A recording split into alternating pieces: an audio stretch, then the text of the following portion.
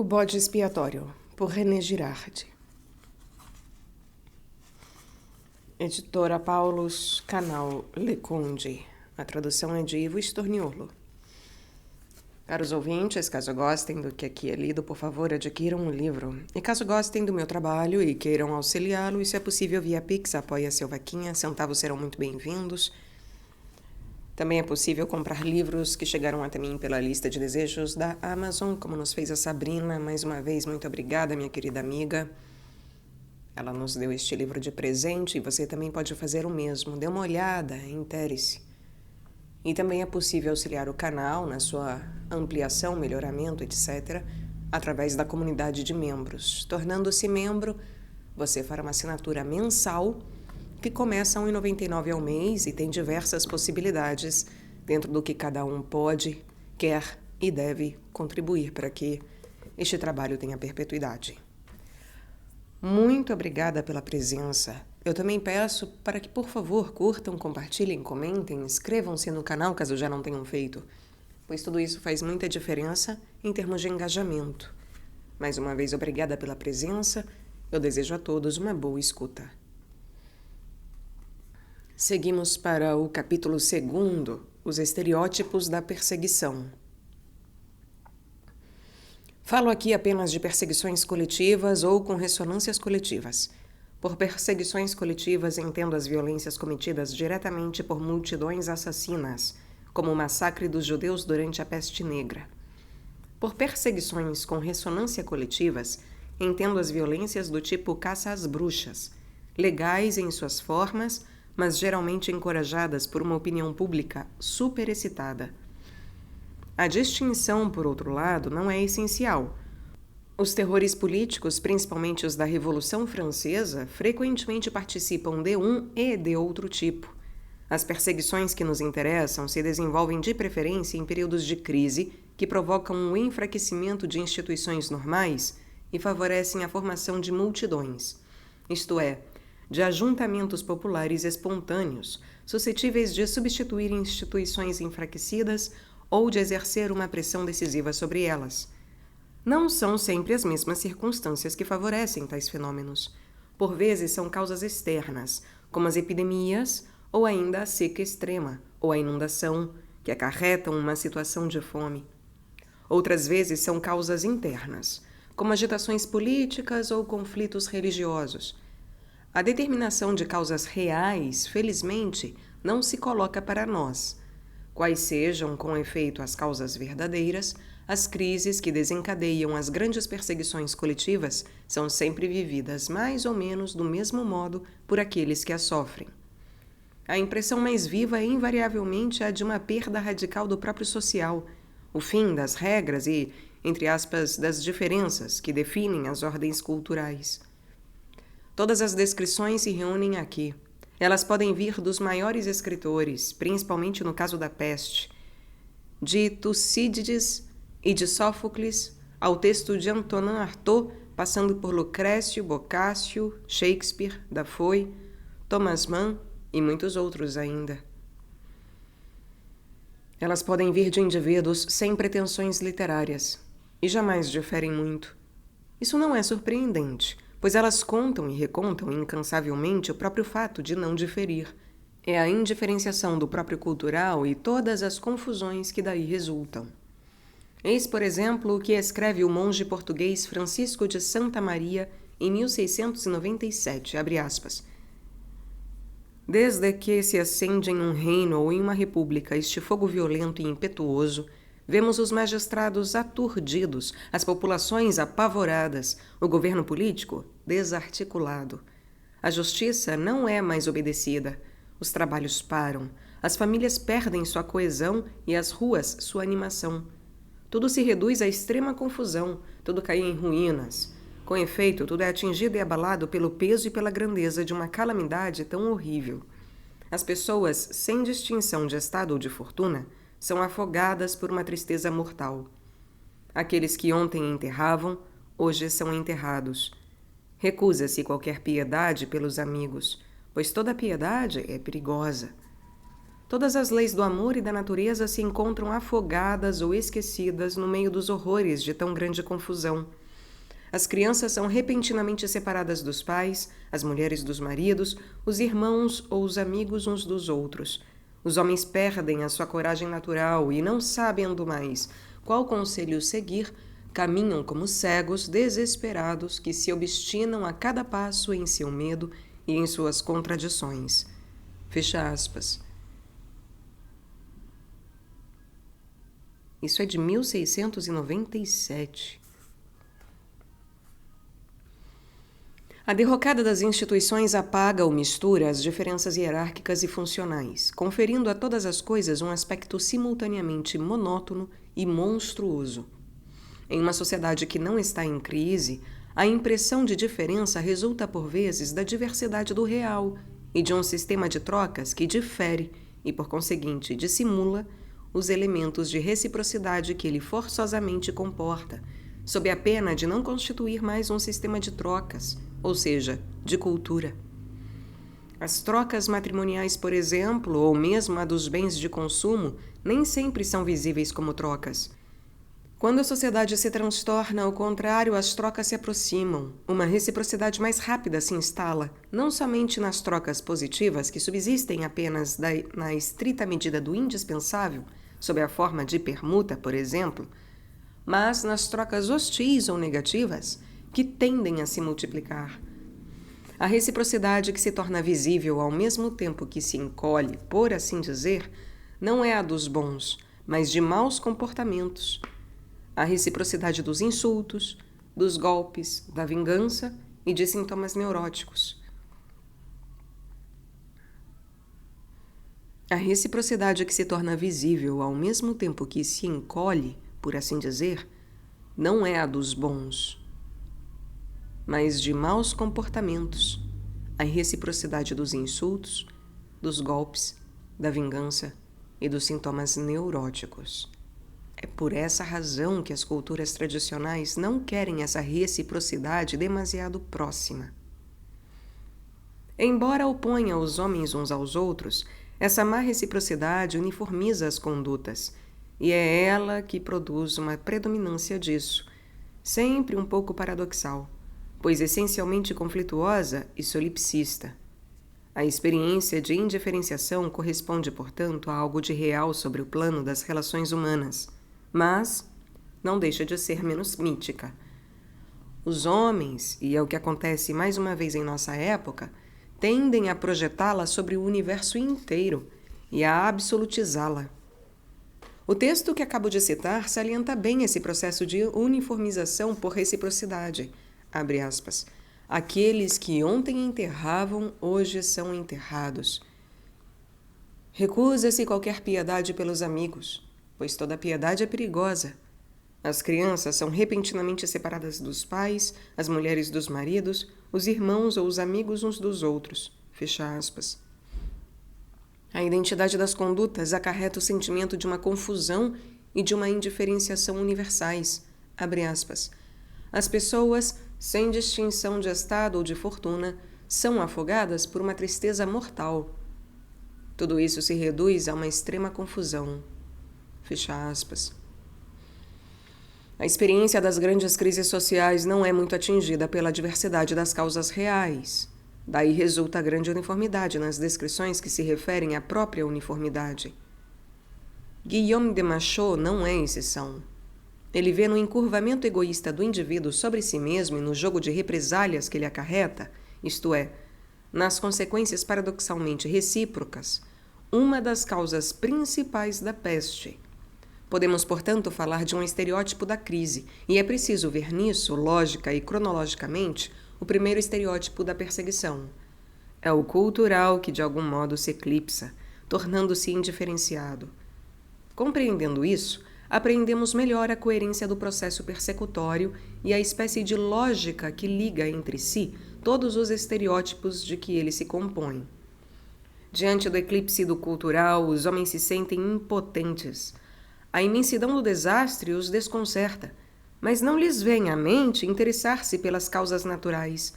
A ideia de que poderiam agir sobre tais causas, aprendendo a conhecê-las melhor, permanece embrionária. Uma vez que a crise é, antes de tudo, a do social, existe forte tendência de explicá-la pelas causas sociais e, sobretudo, morais.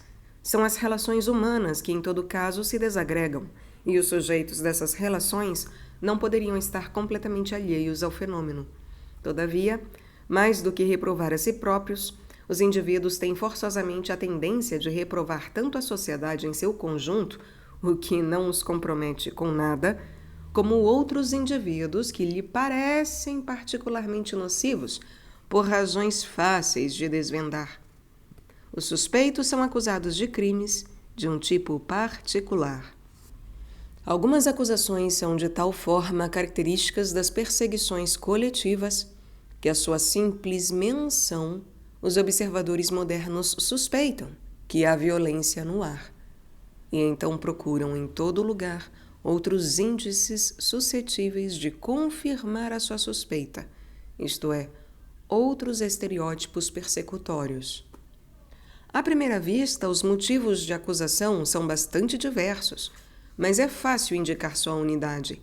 De início, há crimes de violência que tomam como objeto os seres cuja violação é a mais criminal, seja de modo absoluto, seja em relação aos indivíduos que os comete. O rei, o pai, o símbolo da autoridade suprema, por vezes também nas sociedades bíblicas e modernas, os seres mais fracos e mais desarmados, particularmente as crianças. A seguir, temos os crimes sexuais, a violação, o incesto, a bestialidade. Os mais frequentemente invocados são sempre aqueles que transgridem os tabus mais rigorosos em relação à cultura considerada. Há, por fim, crimes religiosos, como a profanação de hóstias. Aí também são os mais severos tabus que devem ser transgredidos. Todos esses crimes parecem fundamentais. Eles lesam os próprios fundamentos da ordem cultural, as diferenças familiares e hierárquicas sem as quais não haveria ordem social. Na esfera da ação individual, eles correspondem, portanto, às consequências globais de uma epidemia de peste ou de qualquer outro desastre comparável. Eles não se contentam em enfraquecer o laço social, mas o destroem completamente. Os perseguidores acabam sempre por se convencer de que um pequeno número de indivíduos, ou até mesmo um só, pode tornar-se extremamente nocivo para toda a sociedade, apesar da sua relativa fraqueza.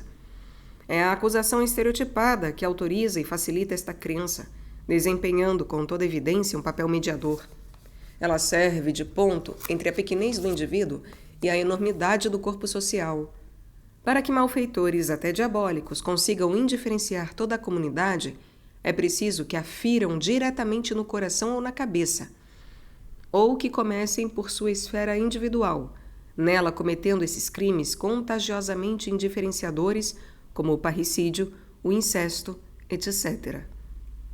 Não temos de nos preocupar com as causas últimas dessa crença, como, por exemplo, os desejos inconscientes de que nos falam os psicanalistas, ou a vontade secreta de oprimir de que nos falam os marxistas. Situamo-nos aquém disso. Nossa preocupação é mais elementar, por isso aquém, anterior a tudo isso.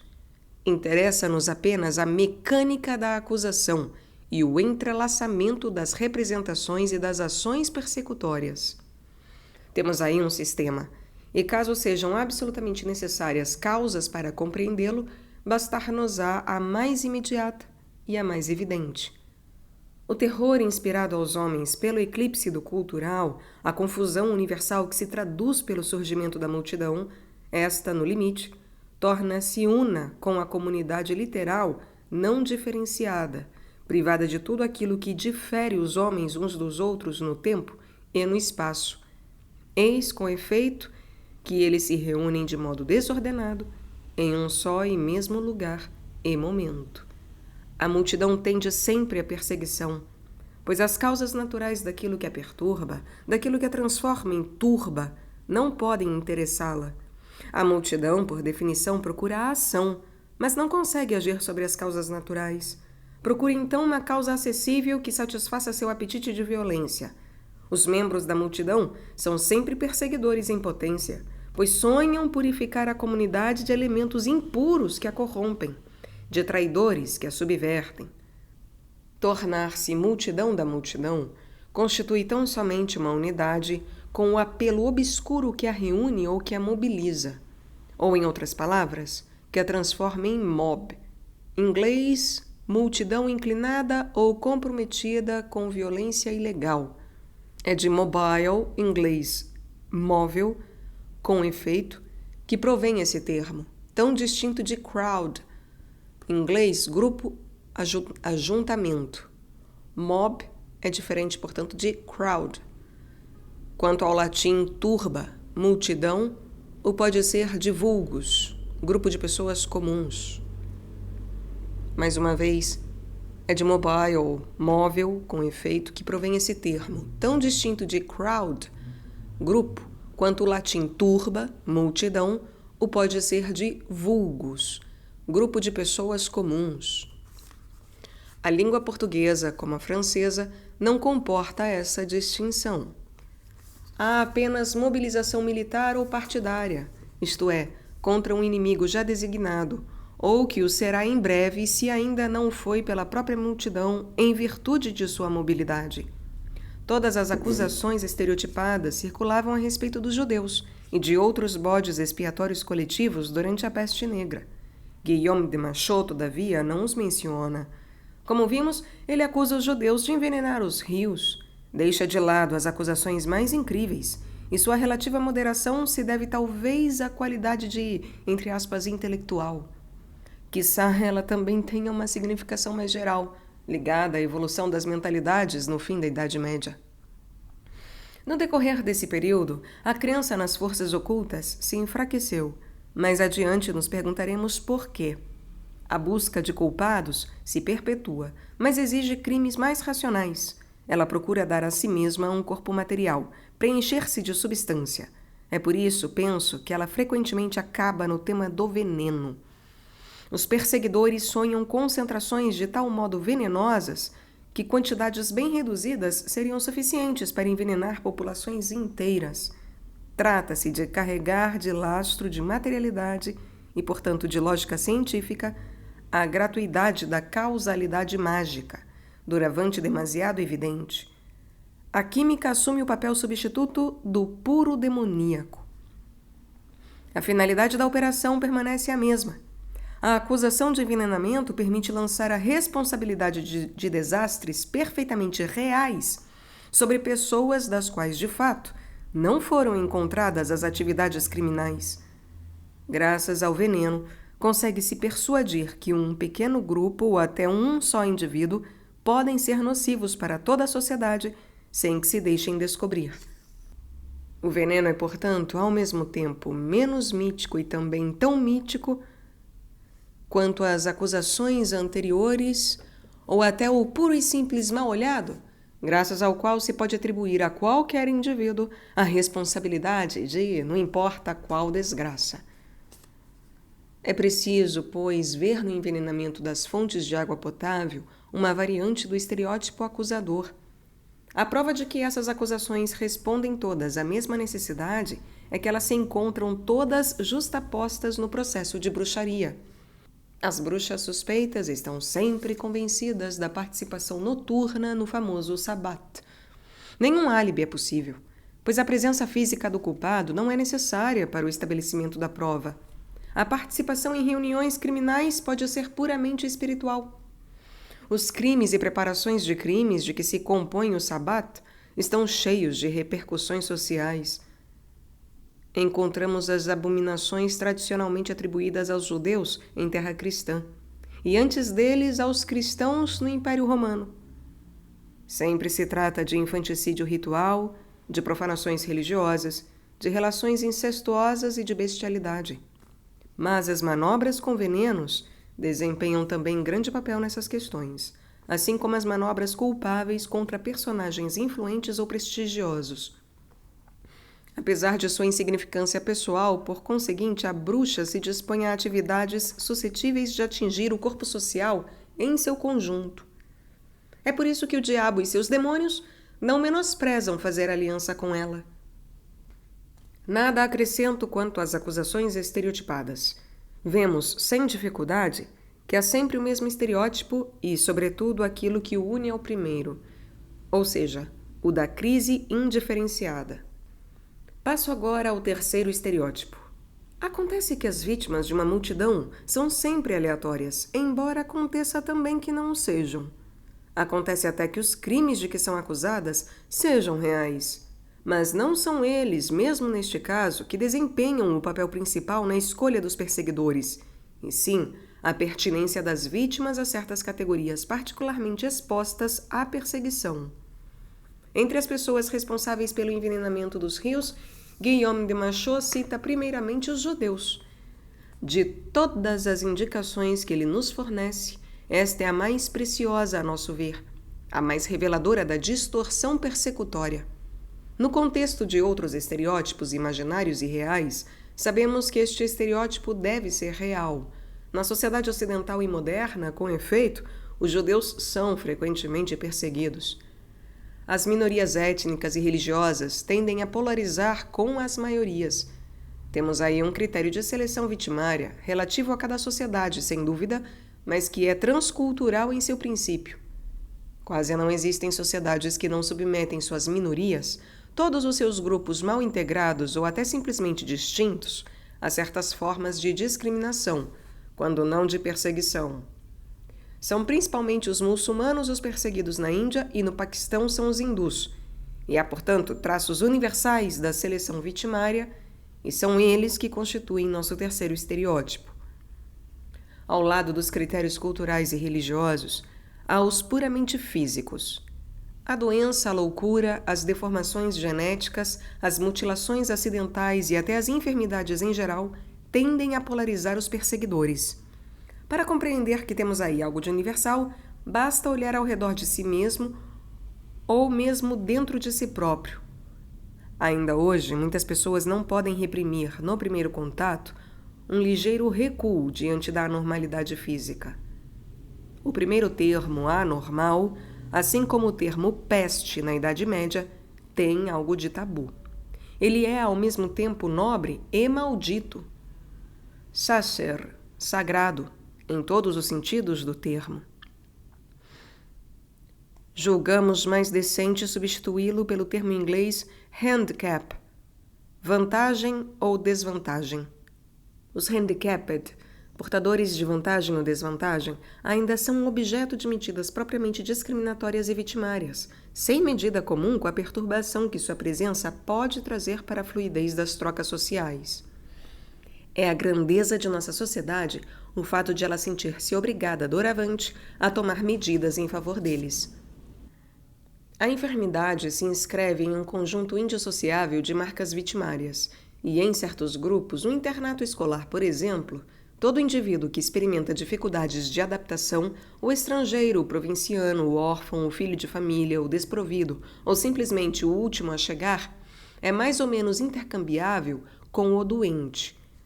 Quando as enfermidades ou as deformações são reais, elas tendem a polarizar os espíritos primitivos contra os indivíduos que por elas são afligidos.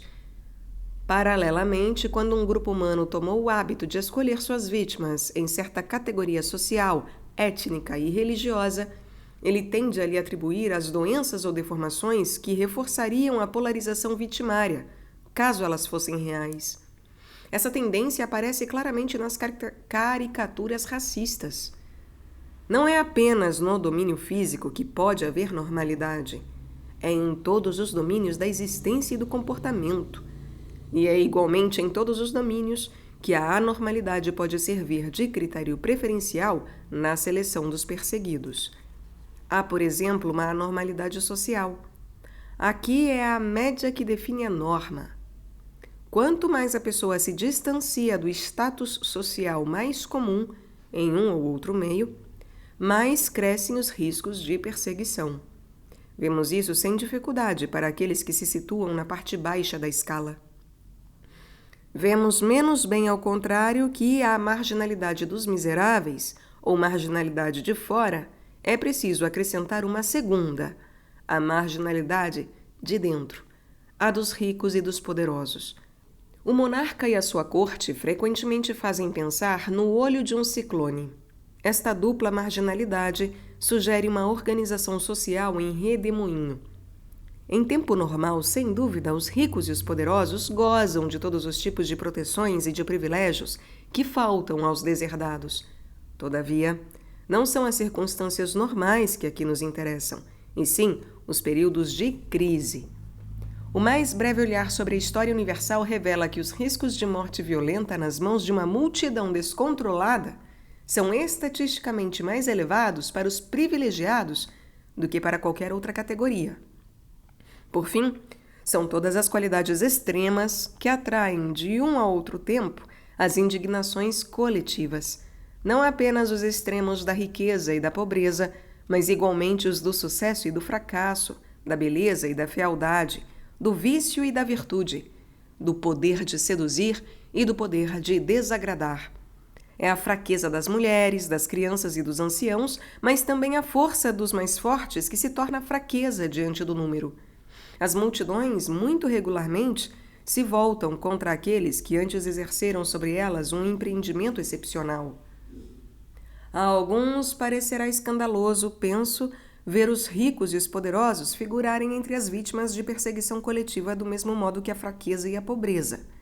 Os dois fenômenos não são simétricos aos olhos deles. Os ricos e os poderosos exercem sobre sua sociedade uma influência que justifica as violências das quais eles podem se tornar objeto em períodos de crise. É a santa revolta dos oprimidos, etc. A fronteira entre discriminação racional e perseguição arbitrária é frequentemente difícil de traçar. Por razões políticas, morais, médicas, etc., certas formas de discriminação parecem-nos hoje razoáveis e, contudo, assemelham-se a formas antigas de perseguição. É o caso, por exemplo, da colocação em quarentena em período de epidemia de todo indivíduo que poderia ser contagioso. Na Idade Média, os médicos são hostis à ideia de que a peste possa se propagar por contato físico com os doentes. Eles pertencem, em geral, a meios esclarecidos e toda a teoria do contágio se assemelha demasiadamente ao preconceito persecutório para não lhes parecer suspeita. Todavia, esses médicos erraram. Para que a ideia de contágio possa reaparecer e se impor no século XIX em um contexto puramente médico, alheio à mentalidade persecutória, é preciso que não se possa mais suspeitar nela o retorno do preconceito sob um novo disfarce. Gostaria apenas de lembrar aos leitores que este livro foi escrito em 1982, publicado no Brasil em 2004 pela Paulus, tá? Há aqui uma questão interessante, mas que nada tem que ver com a presente obra. A minha única finalidade é enumerar os traços que tendem a polarizar as multidões violentas contra aqueles que os possuem. Os exemplos que citei são todos indubitáveis sob este aspecto. O fato de que hoje mesmo se possa justificar algumas dessas violências não tem muita importância para o tipo de análise que continuo a fazer. Não procuro circunscrever exatamente o campo da perseguição. Não procuro determinar com precisão onde começa e onde termina a injustiça. Contrariamente ao que alguns pensam, a distribuição de bons e de maus elementos na ordem social e cultural não me interessa. Minha única preocupação é mostrar que existe um esquema transcultural de violência coletiva e que é fácil esboçar em grandes traços os seus contornos. A existência do esquema é uma coisa. O fato de que tal ou tal acontecimento determinado dela sobressai é outra. Em certos casos é difícil decidir isso, mas a demonstração a qual viso não é afetada. Quando se hesita em reconhecer um estereótipo persecutório em tal ou tal traço particular de determinado acontecimento, não é preciso procurar resolver o problema apenas no nível desse traço, isolado do seu conceito, mas é preciso se perguntar se os outros estereótipos lhe estão justapostos. Tomo 2 exemplos. A maior parte dos historiadores pensa que a monarquia francesa não está isenta de responsabilidade na Revolução de 1789. A execução de Maria Antonieta é, portanto, exterior a nosso esquema? A rainha pertence a muitas categorias vitimárias preferenciais. Ela não só é rainha, mas também estrangeira. Sua origem austríaca volta sem cessar nas acusações populares. O tribunal que a condena é fortemente influenciado pela multidão parisiense. Nosso primeiro estereótipo está igualmente presente. Encontramos na Revolução todos os traços característicos das grandes crises que favorecem as perseguições coletivas. Os historiadores não têm o costume, sem dúvida, de tratar os dados da Revolução Francesa como elementos estereotipados de um único e mesmo esquema persecutório, e não pretendo que este modo de pensar deva ser substituído em todo lugar por nossas ideias sobre a Revolução Francesa.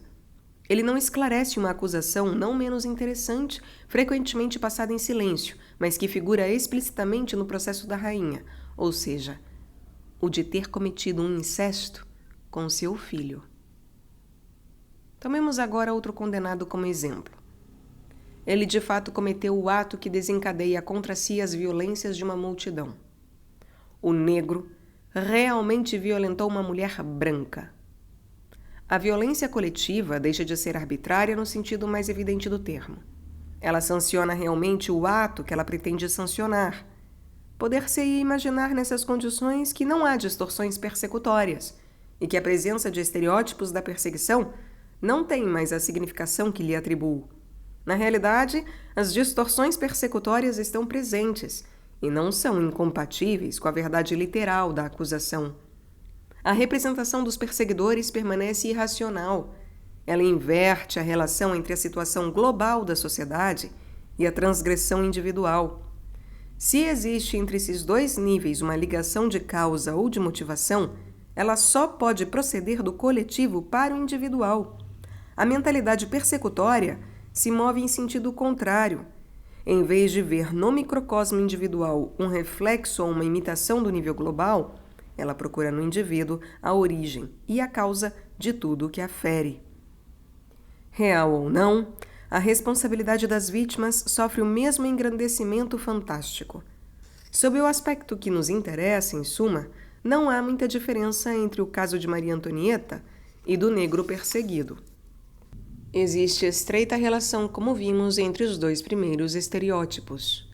É para relacionar as vítimas à indiferenciação da crise que eles são acusados de crimes indiferenciadores. Na realidade, porém, são as suas marcas vitimárias que destinam essas vítimas à perseguição.